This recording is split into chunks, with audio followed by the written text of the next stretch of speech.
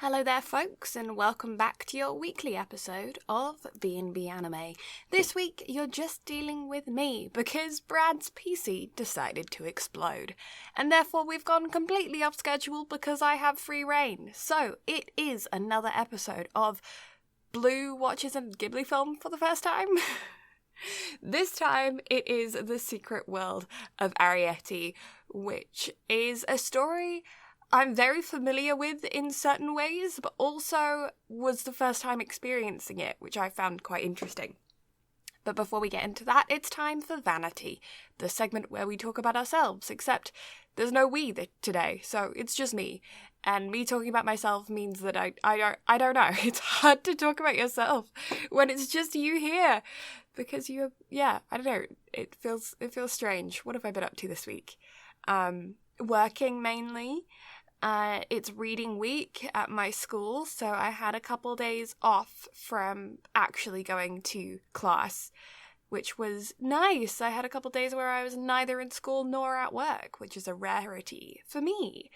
I did some order sheets for the first time at work today, which was rather terrifying. Oh, I saw a skunk this morning on the way to work. I don't know. I feel like this segment doesn't work as well when you don't have somebody to talk to. What have you been up to today? I'm curious about what your week has been like, and if you have any fun stories about your week, because I genuinely don't. Yeah, my week's been thoroughly boring. Okay, I guess swiftly moving on from that, because I have nothing to talk about, and I don't do news, because that's Brad's segment. Can't even speak today. What's going on with me? Without Brad, I'm just a huge mess. Can't do anything right. Well. I guess I'll just jump into the background because I really don't know what I'm doing, and I feel like this is a mess already, but this mess is what you sign up for when you get random solo episodes because PCs decide to explode.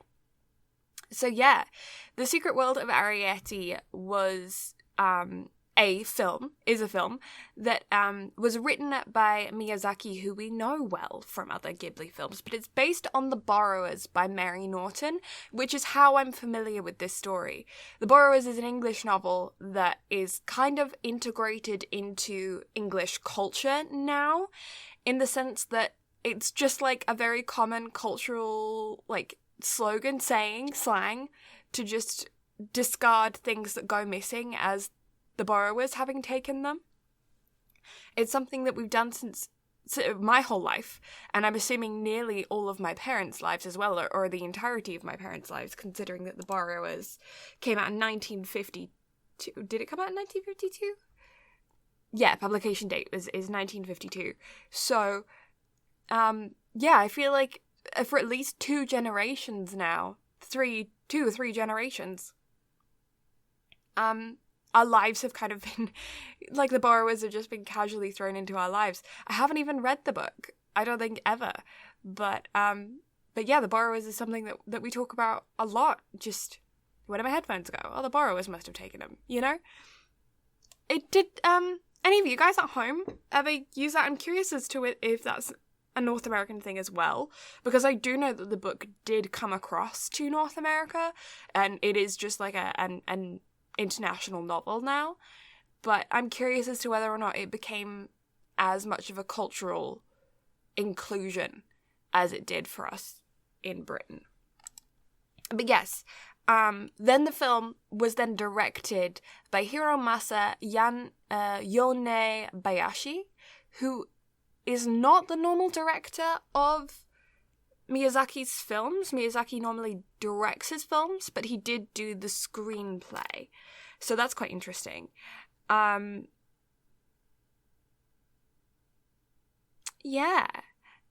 a Ghibli film. It runs for 95 minutes. It raked in a whole 146 million in the box office when it only spent 23 million to make, which is pretty cool. And it came out in 2010. And I feel like I saw Selena Gomez advertise this. Does anyone else feel like Selena Gomez did a thing on Disney Channel where there was like a commercial where she was singing and this was the film. Does anyone else remember that, or is that a vague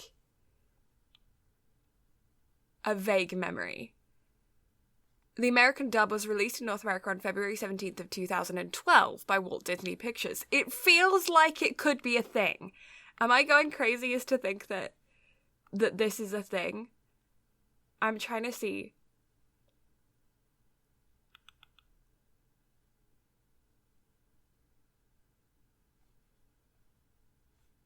If it was.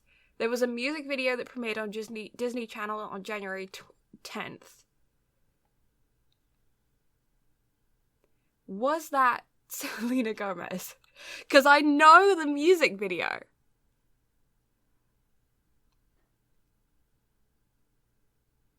Oh! Bridget Medler. Okay, so it's not Selena Gomez. It was Bridget Medler. Okay. And they were big on Disney Channel around the same time. I'm fairly certain. Because Bridget was the one who did, Lemonade Mouth? That film? And then she had a couple singles, but I think she was with a band at one point, and then it never really went anywhere after that. Okay, that's why... Yeah, okay. That's what I'm looking at. You get to do the research with me when it's just me by myself. But yes, so The Secret World of Arrietty has a 0.17% drop rate, which is standard for a film, but not so standard for Ghibli. I feel like Ghibli runs below that normally. I say that, but that's the exact same score as My Neighbor Totoro, so it might be exactly on par. It has a 4.08 out of 5 on Anime Planet, or an 8.16 out of 10, and a 7.89 out of 10 on My Anime List, making it an average score of 8.03, out of 10. And yeah, it is rated G for all ages. It is a fantasy novel and does have Disney distribution, so I'm not sure if you will be able to watch it on Disney Plus, but you can see it on Canadian Netflix. I'm not sure about American Netflix because I know they are touch and go with Ghibli films, but Canadian Netflix definitely has it.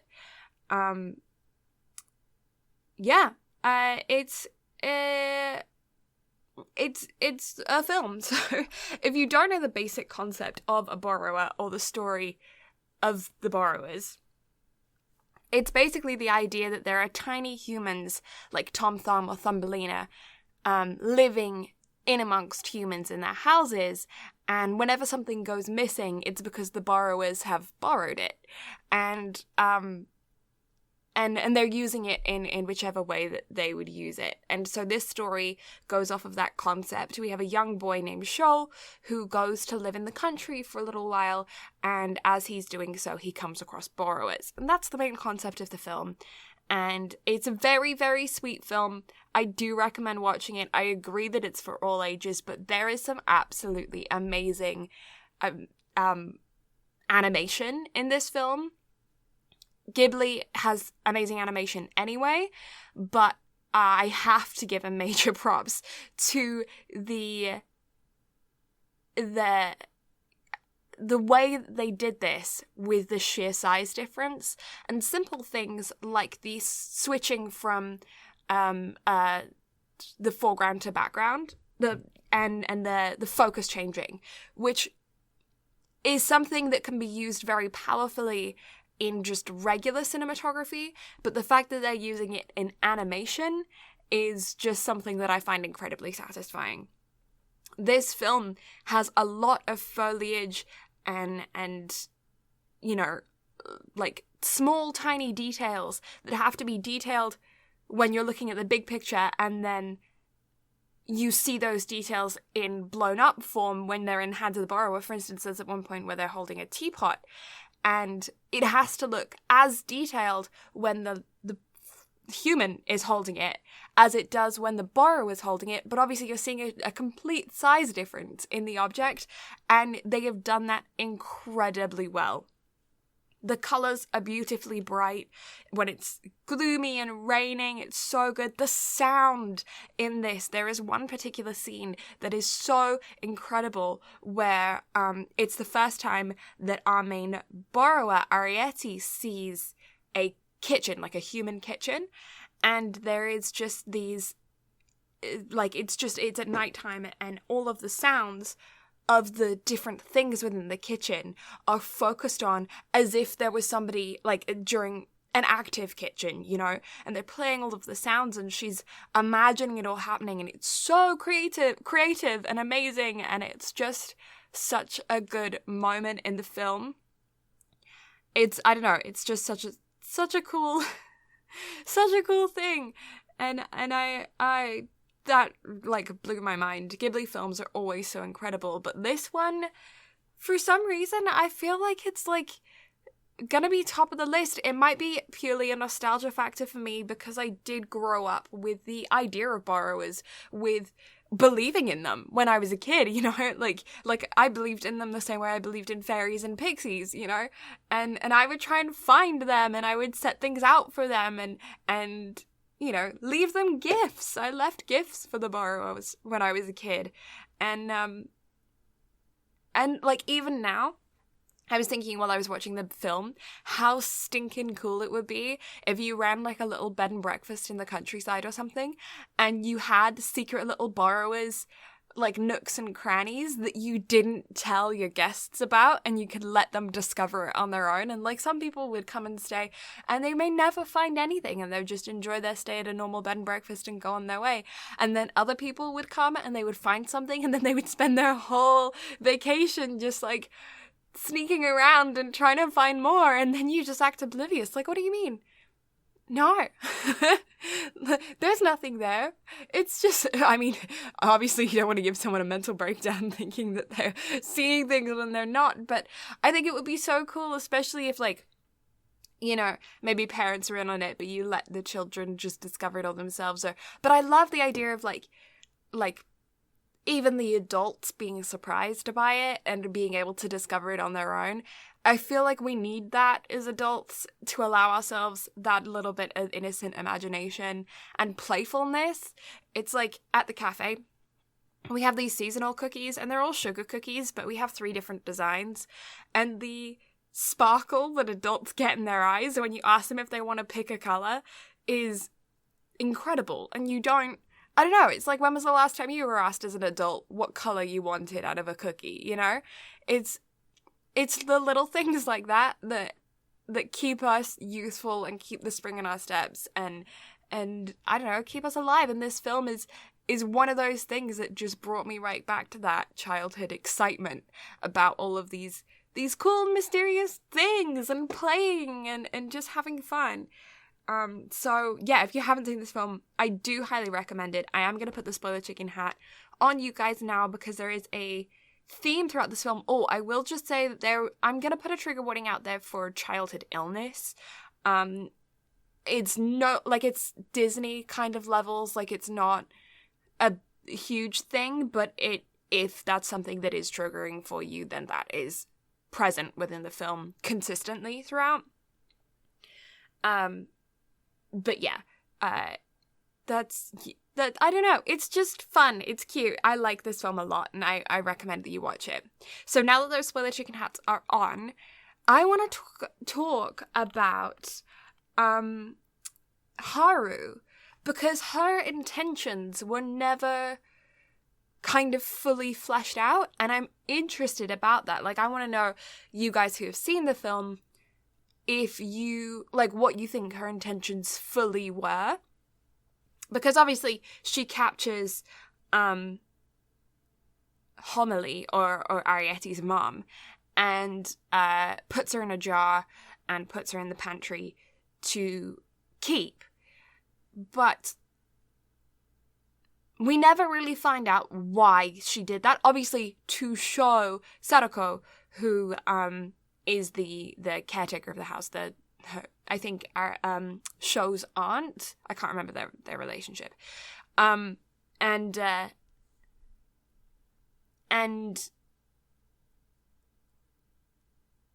like, she wants to show her, but, like, I don't quite get the extermination, like, intent. I don't get what, like, is she just trying to capture all of them to display?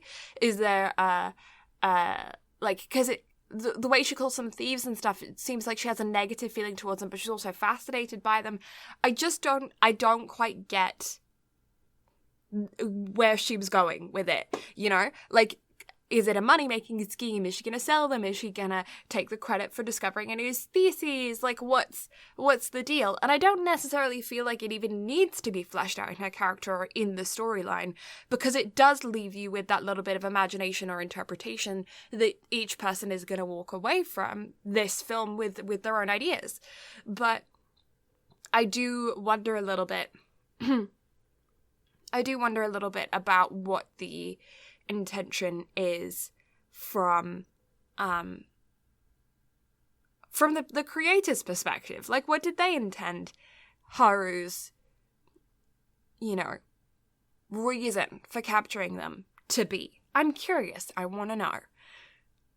I kind of had it as a collector's thing. It seemed like she wanted to, like, prove her own point and collect them all and get rid of them. It definitely seemed like she wanted to get rid of them, but also not to, like, throw them away or, like, get them to leave necessarily. It was like she just didn't want them in the house. She wanted them in jars. You know what I mean? Like, she wanted them for her own reasons, purposes. I didn't really flesh it out much further than that, but that was my thought. I'm interested to know about your guys' opinions on Spiller as well, because he's more of a wild character. He seems to be like not settling down anywhere really, always on the move, hunting, very much like, you know, more of a wild character, I guess, like and whereas Arrietty and her parents seem to be more of the settle down type. And I want to know what you guys think of his character. I think it was very cute that he had a little bit of admiration for Arrietty. Yeah, I don't know, I thought that was cute. I also want to know what your thoughts are about Shaw and his illness and the fact that they don't give you a solidified ending on how the surgery goes at the end of the film. At the end of the film, it's just left with, when's your surgery? Day after tomorrow. And then Arrietty and her family and Spiller go off down the river in their teapot, and Shaw assumedly goes back to the house and with the courage to fight.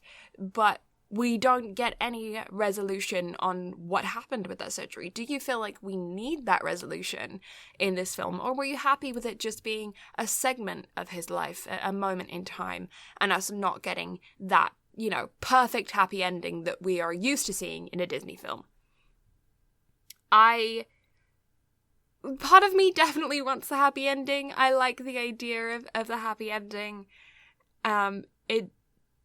It does just give you that warm, squishy feeling, but I also have a serious appreciation for films and animes in general that just give you a moment in a person's life. I actually really like books like that as well. I tend to find myself reading and consuming content like that quite often. It's normally my preference of just getting like a chapter of someone's life and you don't really know much about the before and you don't really know much about the after, but having that period of time and just kind of like being nosy for a little bit. I enjoyed that. And so I did enjoy this. We also do get a bit of background with Shaw and his parents being divorced and the fact that his mom told him about the borrowers, but also is working so much and going abroad when he's gonna have open heart surgery in a couple of days. And I'm with Sadako here thinking like, what are you doing as a mom? If you're leaving your kid to have open heart surgery alone, I'm sorry. What? I mean, I get that it's tough on you as a parent, but your kid needs you there, so you're kind of shitty, in my opinion. Yeah, I don't know, that just made me sad. That part of the story just makes me feel really sad. Speaking of parents, though, we have Pod and Homily, Arrietty's parents, who are...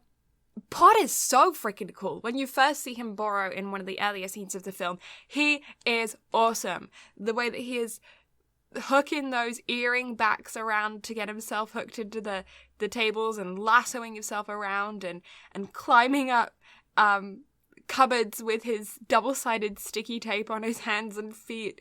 It's so cool. He is so cool, and I would actually love to see some cosplays of this film, because some of the stuff that they've done is so fun, and I think seeing it on a blown-up scale would be awesome. And I think Pod would be great. So if you're an older guy that wants to cosplay, or a dad that wants to cosplay with their kid, this would be such a sick film to cosplay as. And if you've seen any cosplays of anybody doing this film, please send them to us, because we want to see them at BnB Anime. Tag us in those photos. This would be so sick. We'd love to see. That's kind of all of the characters. There aren't that many characters within this film. That's kind of a theme throughout all Ghibli films, really. They don't have a large character list, and I really like that about them. It means you get a level of intimacy and a direct storyline, and there's not a lot of other outside influence that can distract your mind from the simplicity of the film. And the consistency of Ghibli's simple films is one of my favorite things about the studio, and I also think that's why the studio is so consumable and so well received, is because you just get a very quiet, gentle storyline.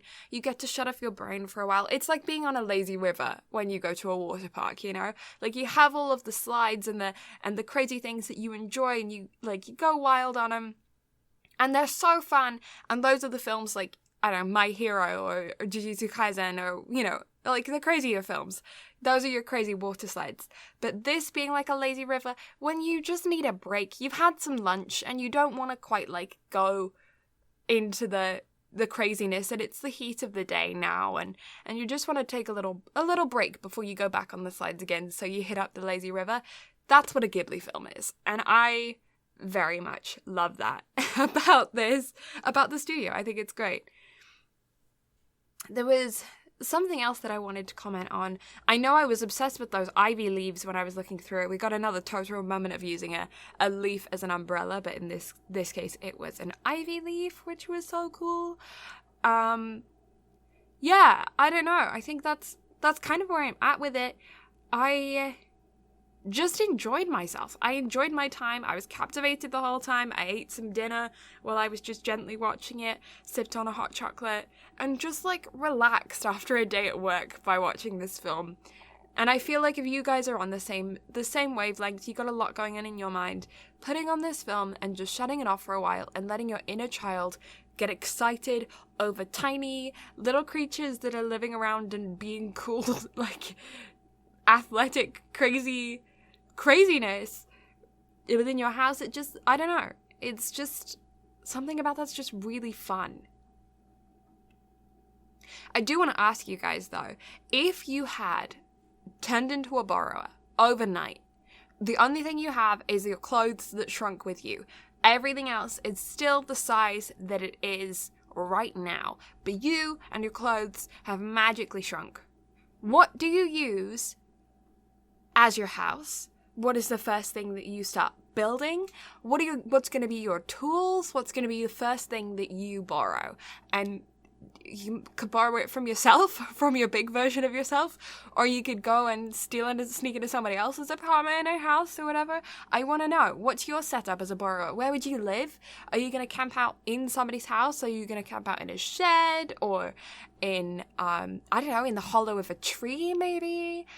What are you doing as a borrower? I want to know your whole setup, how you would live, what animals you would tame, because we all know that somebody's going to be like, I'm going to be best friends with a crow and I'm flying on the back of them. Like, I want to know your whole setup as a borrower. And if there's any artists out there that are listening, draw it. I want to see what your setup is. Or if you're a writer, give me a full description. I'm so curious as to what you guys are doing. I want to jump into your mind. I want to see what you create as a borrower, what your vibe is like, what your house is like. Yeah, that would be so cool. I feel like a bathroom cabinet would be a really good place. I mean, obviously, it would have to be like an abandoned bathroom or something, but I feel like that would be a really good place to, like an old antique one, you know what I mean? Yeah. I'm curious. Let me know. Anyway, I think I've rambled enough, even though it's only been 25 minutes, but I don't know what to talk about when Brad's not here. And the Ghibli films are pretty straightforward. So I'm going to wrap it up here, and we're just going to keep it with a short one today. But Brad should hopefully have a working PC next week, and we will be back to our regularly scheduled program. I am not sure what we will be covering, because next week is technically scheduled to be The Devil is a Part-Timer Season 2, because Licorice Recoil is what we were going to record for this week, and that might then go onto the back burner and be our backup in case we need a week off, or we might end up recording that for next week, and then we'll push The Devil is a Part-Timer Season 2 back. Not sure what the plan is going to be. We'll figure it out and let you know on the socials, or maybe we'll just drop the episode and it'll be a surprise for you. But we hope to see you again next week. I hope you have a wonderful week. And yes, because of Brad's PC explosion, we are going to be 1 week behind on the weekly Spy Family episode review on YouTube, but don't worry, next week we will do 2 episodes in one go. You'll get a double trouble going for you, and we'll get caught up. So don't worry about that. We'll still be covering it week to week, just unfortunately missing this week because, yeah, Brad's PC decided to explode. I guess the borrowers decided to take the hard drive or something. The motherboard, the process, I don't know what they took. Brad said something exploded, but I wasn't really paying attention. Anyways, thank you so much for listening. If you want to follow us, you can find us on BnB Anime on pretty much any social media platforms. We also have the website www.bnbanime.com. You can find Brad on Twitch at BradCarterGaming or Instagram under the same handle. You can also find me on Instagram at BlueLavenderSTM.